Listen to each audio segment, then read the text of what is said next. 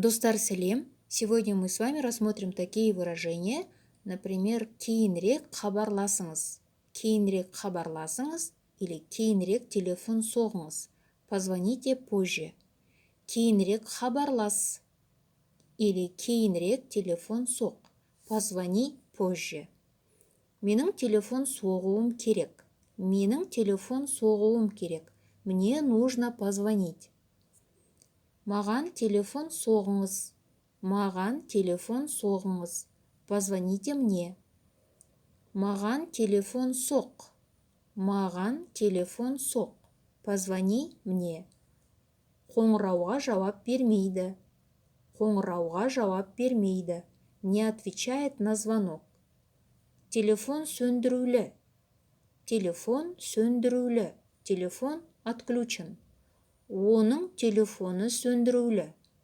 Оның телефоны сөндірулі. Его телефон отключен.